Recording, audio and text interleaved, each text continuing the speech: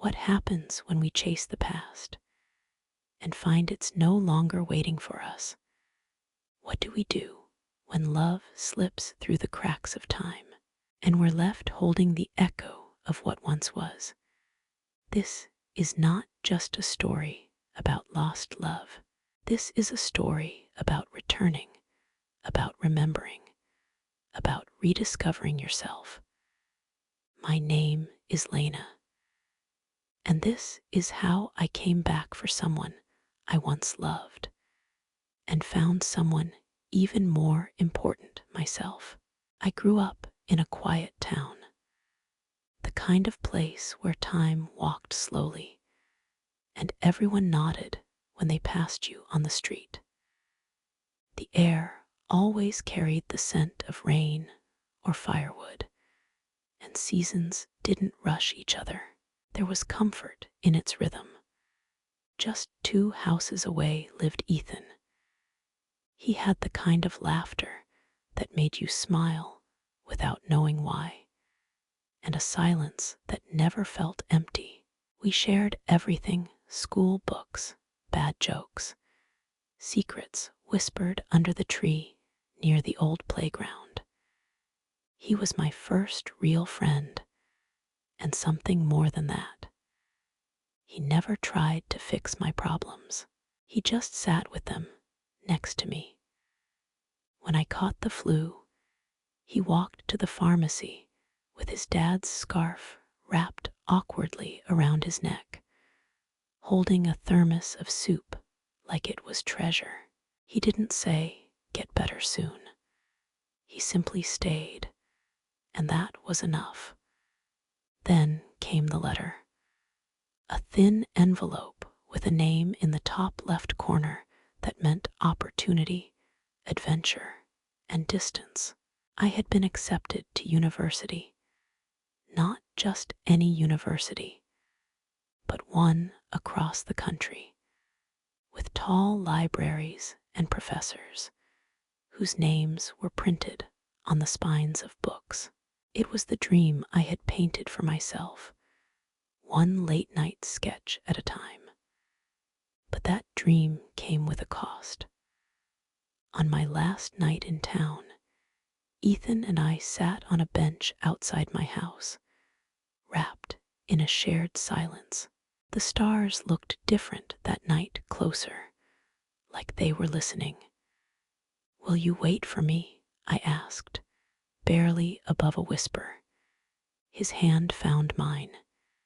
"Yes," he said, as if it were the simplest promise in the world.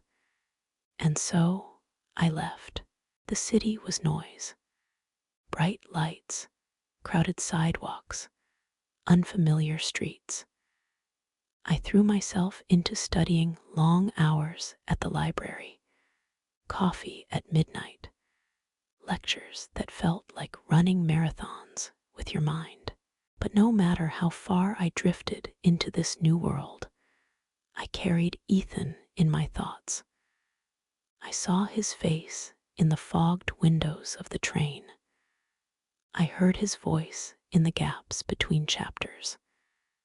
At first, we tried. We messaged every day.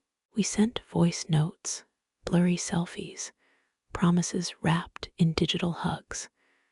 But the replies got slower. The calls got shorter. I missed one call, then another. He didn't complain. He just said, "It's okay. I understand." But I think we both knew something was shifting. I told myself I would go home after the first semester, then after exams, then after the internship. Time made excuses feel like reasons, and the days turned into months, and the months into years. Then one morning, everything changed. A friend from back home sent me a photo from a birthday party. Familiar faces smiling, balloons floating near the ceiling. And there he was, Ethan, still him, still with that half smile, Next to him stood a girl I didn't recognize. His arm rested gently on her shoulder. Her face leaned toward his. They weren't posing for the camera. They were just together. And my breath left me. I stared at that image for what felt like an entire season. I told myself, maybe she's just a friend.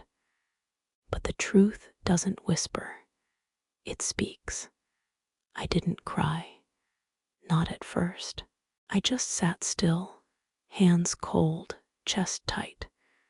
Something had ended, and I didn't even know it had begun to leave. The next day, I packed a bag, bought a bus ticket. I told no one why. My mother thought I just needed a break, but I was chasing something. A memory, a promise, maybe even a ghost. The bus ride home felt like a return to a version of me I had left behind. Trees passed like old friends waving. The fields were familiar, but the girl looking at them wasn't. When I reached town, everything was where I left it. The crooked sign outside the diner, the rusted mailbox at the corner, the small dog that still barked at strangers. My mother hugged me and asked if I was okay. "I'm just tired," I said, but tired didn't explain the ache inside my chest. The next morning, I walked to the garage where Ethan worked. I passed the same bakery, the same cracked sidewalk. It felt like time had been holding its breath, waiting for me. I saw him before he saw me. He was under a car, sleeves rolled up, shirt smudged with grease and sweat. He looked real, not a memory, not a daydream. When our eyes met, something in the world shifted. He stepped back, wiped his hands, and said, "Lena." My name in his voice felt heavier than it used to. "Hi," I said. He looked at me for a long time before asking, "Why now?" And I didn't have the perfect answer, just the honest one. "I missed you." He didn't smile. His eyes weren't angry, just tired. "You left," he said quietly. "I waited, but you didn't come back." I tried to explain. About school, about being busy, about how I always carried him in my heart. But the truth was, I hadn't called. I hadn't written. I had waited for the right time, and time had moved on. "I'm with someone," he said. "Her name is Clara. She works at the clinic." I didn't cry, not in front of him, but every part of me cracked open. "Do you love her?" I asked. He nodded. "I think I do." I wanted to rewind everything. Back to the bench, back to the stars, back to the promise. But time doesn't rewind.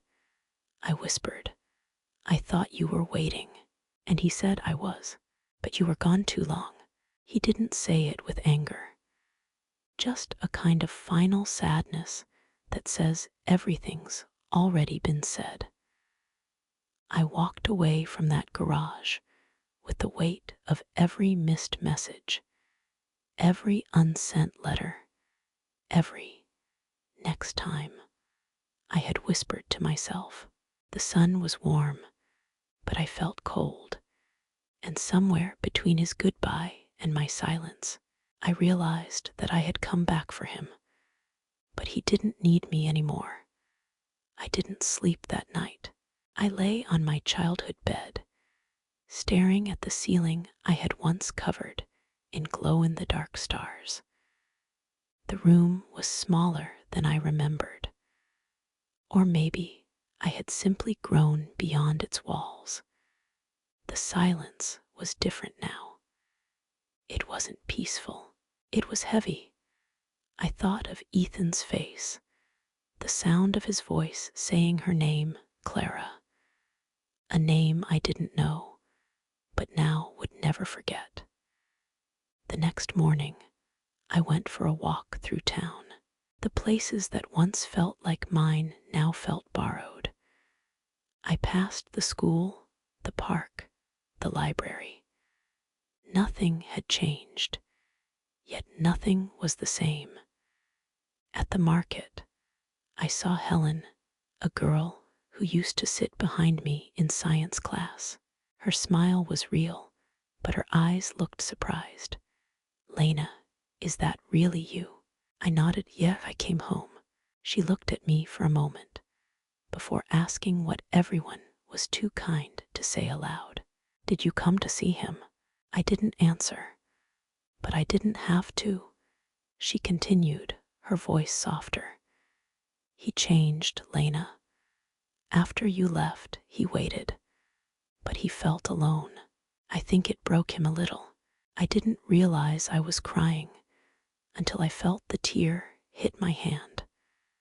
I wiped it quickly. I understand, I whispered. Helen hugged me, and somehow, in that hug, I felt something I hadn't felt in years, permission to feel what I was feeling. You're strong, she said. You'll be okay. That evening, I sat in my mother's garden. The sky turned pink and orange, and then faded into blue. I watched the leaves move with the breeze, and for the first time in days, I let myself breathe. I had spent so much time chasing goals, chasing dreams, chasing time itself. I had forgotten how to just sit with myself. I had forgotten how to feel without rushing to fix. I thought about everything I had built, the grades, the sleepless nights, the job offers. I had chased success, thinking it would fill the spaces he left behind. But I had lost something too. I had lost time. I had lost moments. I had lost love. A few days later, I was walking near the clinic when I saw her, Clara. She was outside, laughing with an elderly woman. Her energy was gentle, her eyes kind. She didn't look like someone who took what wasn't hers. She looked like someone who had been given something by someone who no longer had the strength to wait. She saw me. Our eyes met. To my surprise, she smiled. And then she walked over. You're Lena, right? I nodded. I've heard a lot about you, she said. There was no edge to her words, just calm honesty. He loved you very much. He waited. I looked down. I didn't know what to say. She continued, her voice low but steady. I never meant to take his heart, but he was lonely, and so was I. I looked at her again, and what I saw wasn't competition. It wasn't blame. It was just another woman trying to heal. I don't hate you, I said. She nodded. I didn't think you would. I looked at her carefully. Take care of him. I will, she said. But make sure you take care of yourself too. Then she turned and walked back inside, and I stood there for a long time, breathing in the quiet. I didn't feel angry. I didn't feel jealous. I just felt sad, but also light, like something heavy had been lifted from my chest. That night, I took out an old notebook from the bottom of my suitcase. I opened to a blank page and wrote one sentence. I came back for love, but I found myself. It wasn't a happy ending, but maybe it was the right one. In the days that followed, I stayed close to home. I helped my mother in the kitchen. I folded laundry. I swept the floor. didn't talk much, but she always knew when I needed tea or a soft hand on my shoulder. "You're quiet," she said one evening.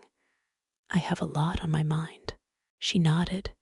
"You were always the smart one, the one who wanted more." "That's not wrong," I said, "but I think I lost him because of it." My voice cracked. She sat beside me, held my hand. "Sometimes life asks us to choose, and sometimes we don't get to have both things we love. But no matter what you lose, never lose yourself." I held on to those words like a lifeline. "Will he come back?" I asked. She was silent for a long time before answering. "I don't know. But even if he doesn't, you will still live. You will still smile. Love can return in other ways." And I believed her.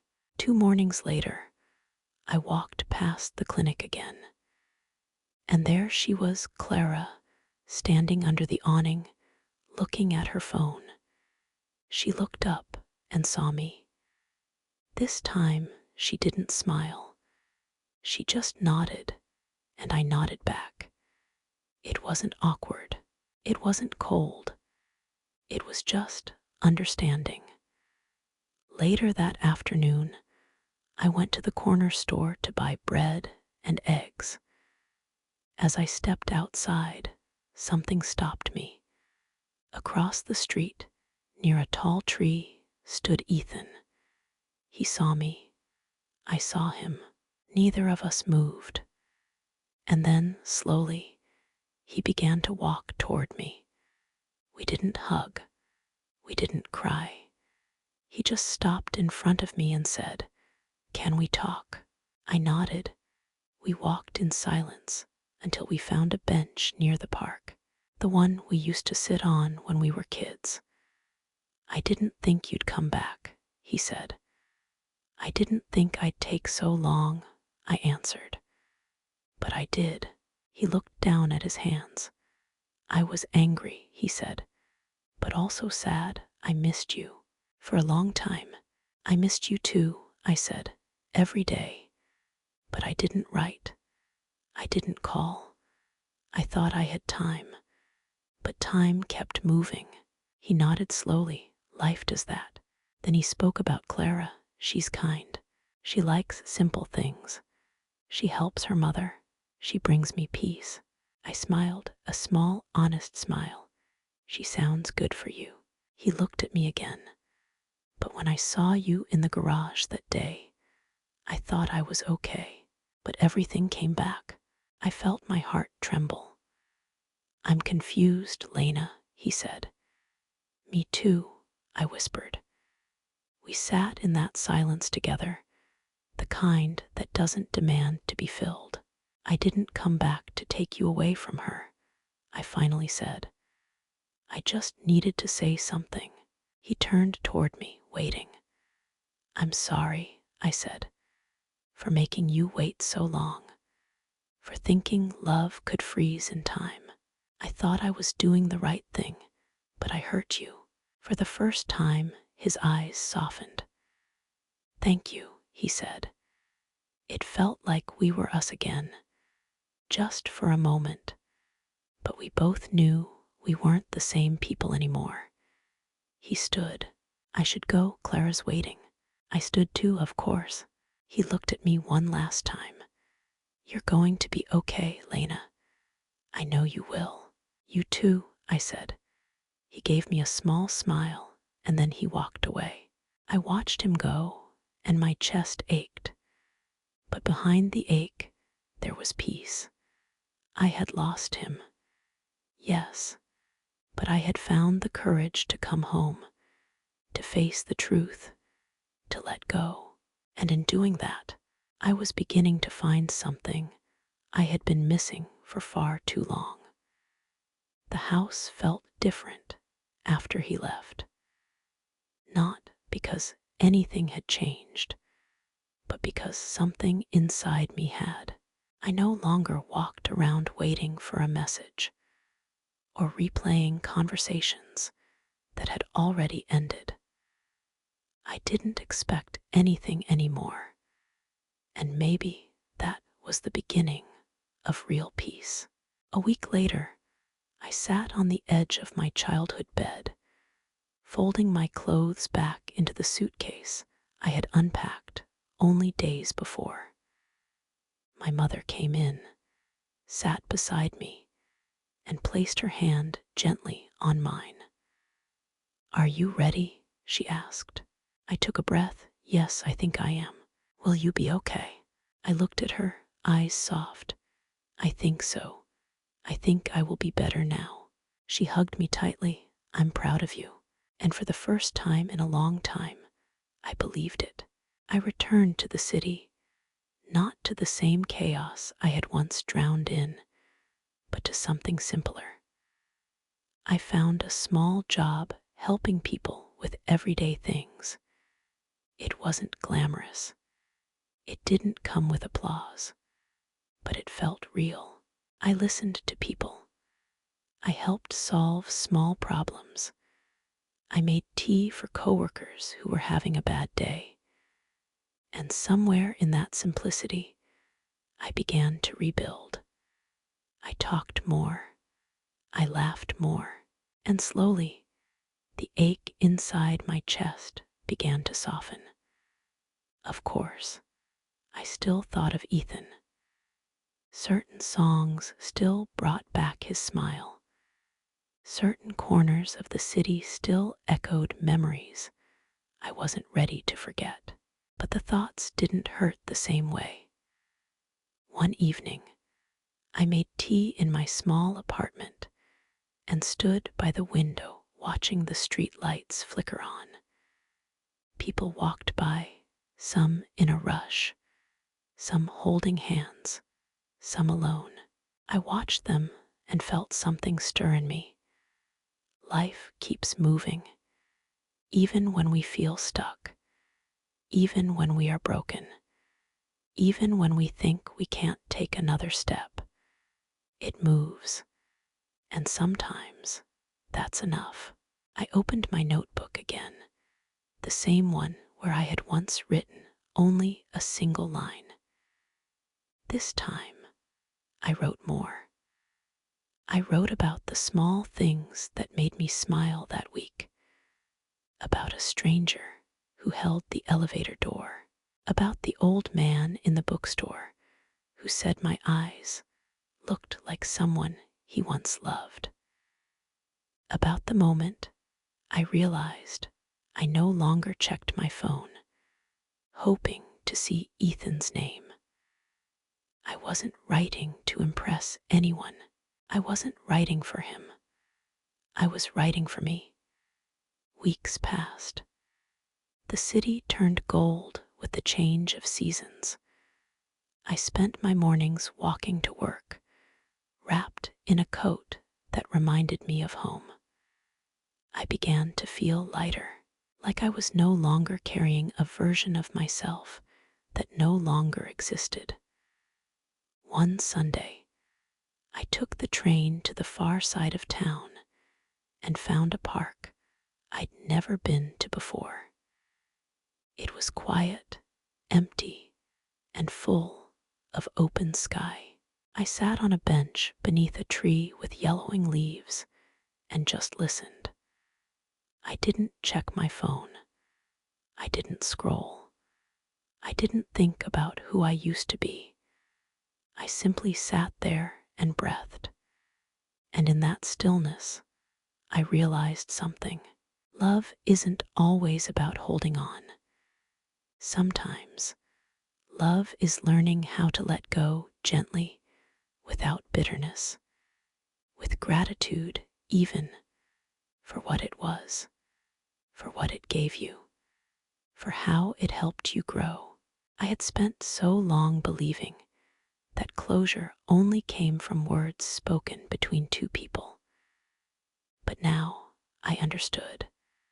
Sometimes closure comes from silence, from acceptance, from deciding that your healing no longer needs permission. Later that day, As I walked through the city streets back toward home, I caught my reflection in a window. I looked different, not because of my clothes, not because of my hair, but because there was something calmer in my eyes, something stronger in the way I carried myself. I was still healing, but I was no longer hiding. That night, I wrote again. I wrote about how love had taught me both joy and pain, about how the hardest part of growing isn't choosing your path, it's accepting when someone else chooses theirs. And I wrote about Ethan, not as a wound, not as a wish, but as someone who helped me become who I am. A week later, I received a letter in the mail. No name on the envelope, just my address written in familiar handwriting. Inside was a note. It read, "Lena, I saw you that day in the city. You didn't see me, but I saw you laughing with someone by the coffee shop. You looked happy. I hope you are. Thank you for everything you gave me, even what I didn't understand at the time. I'll always be grateful. Take care." I held the letter for a long time. Then I folded it and placed it inside the notebook. I didn't cry. I didn't rush to write back. I didn't need to, because finally I understood something I hadn't before.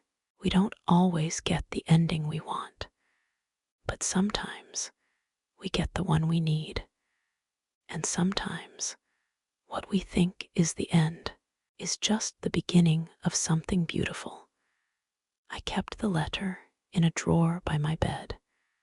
I didn't read it again. I didn't need to. The words weren't written to reopen anything.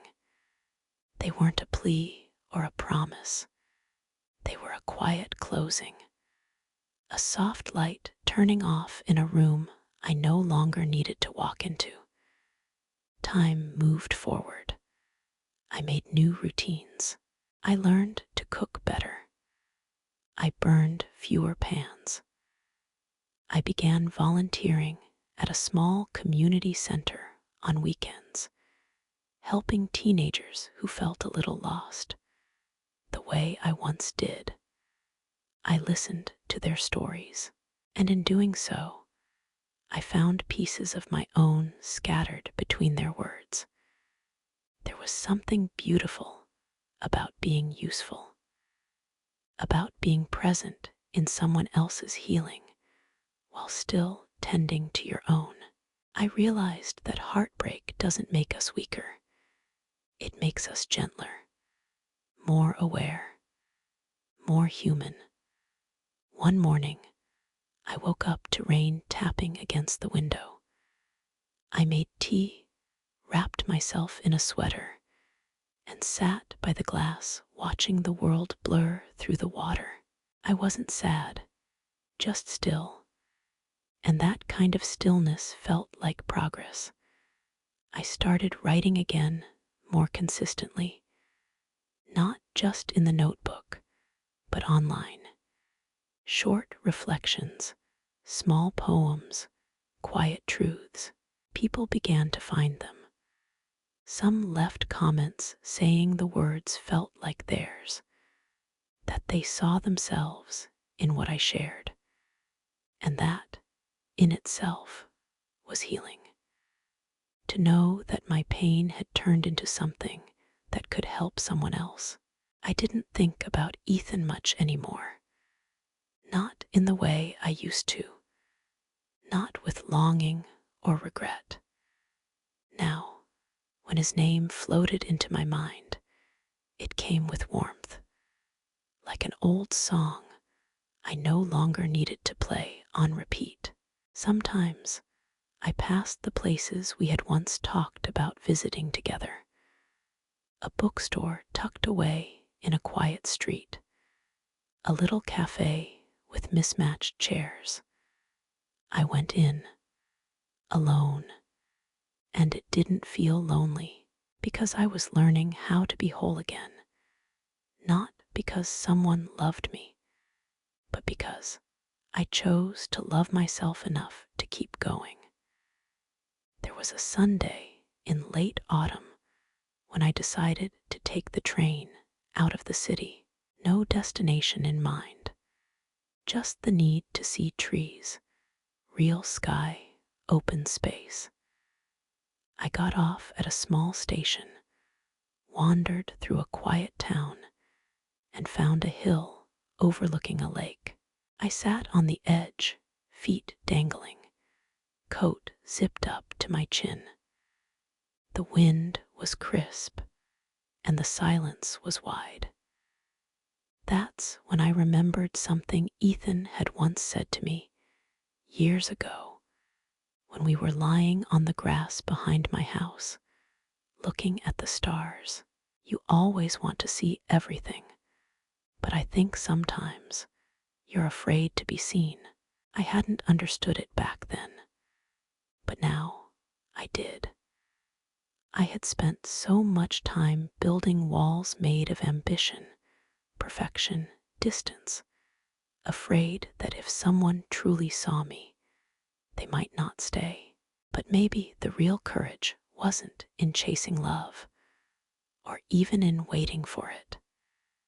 Maybe the real courage was letting yourself be seen, even when you weren't sure what someone would find. I took out my notebook and wrote that down. It didn't rhyme. It didn't flow like poetry, but it felt true. And in that moment, under that wide open sky, I felt seen not by anyone else, but by the most important person of all, myself. The next week, a message popped up on my phone. It was from Clara. She had found one of my poems online. She didn't say how. Maybe Ethan showed her.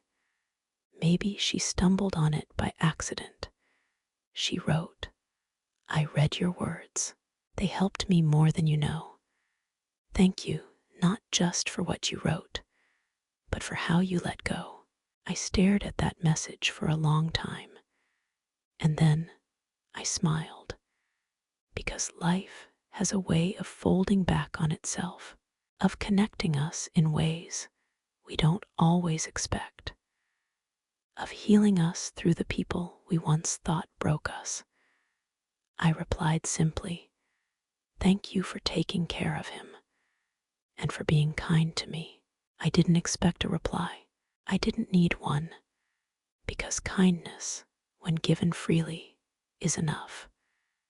That night, I sat at my desk with the window cracked open, the breeze cool against my skin. I lit a small candle, opened my journal, and began a new entry, not about the past, not about loss, but about the small victories I had stopped noticing, the nights I slept without waking, the mornings I didn't feel heavy, the laughter that came easier now. I had thought healing would look like forgetting, but it didn't. Healing looked like remembering without hurting, like smiling without waiting for someone to notice, like breathing deeply without holding anything back. I had returned to my hometown thinking I was chasing love, but what I was really chasing was permission. Permission to grieve, permission to forgive, permission to grow beyond who I was. And now I was no longer chasing. I was becoming. And the journey, though hard, was mine. All of it. Spring came slowly. The city shook off its gray, one soft blossom at a time. Trees along the sidewalks bloomed like small, silent celebrations. The air turned lighter, and I, too, began to feel something soften inside me. I had never thought healing could be quiet, but it was. It didn't arrive with loud triumphs or dramatic turning points. It came in the way I no longer paused when I passed the garage on my way through town. It came in the way I no longer flinched when someone mentioned his name. One morning, I opened a new journal, clean pages, untouched corners, and wrote on the first line, "This is not a story of what I lost. It's a story of everything I learned to carry." I had spent so long believing that my life would begin once I got something, a degree, a job, a person, a version of love I had read about in novels. But now I was learning that life doesn't wait for us to feel ready. It begins in the middle of uncertainty. It begins when you decide to stand up after falling, not knowing what tomorrow will look like, but showing up anyway. I started to say yes more often, not to things I thought I should do, but to things that made my heart feel alive. Long walks without a destination, dancing while cooking, volunteering on weekends. I joined a small writing group. At first, I barely spoke. I listened, nodding, smiling quietly. But one day, a woman in the group looked at me and said, "I read something you wrote. It stayed with me." And just like that, the words I had once written in a place of sorrow had become someone else's comfort. That was when I knew we don't heal alone. We heal by being witnessed. We heal by holding each other's truths, even when they tremble. Weeks turned into months. The job grew steadier, the friendships deeper, the apartment smaller but warmer. There was one evening in particular.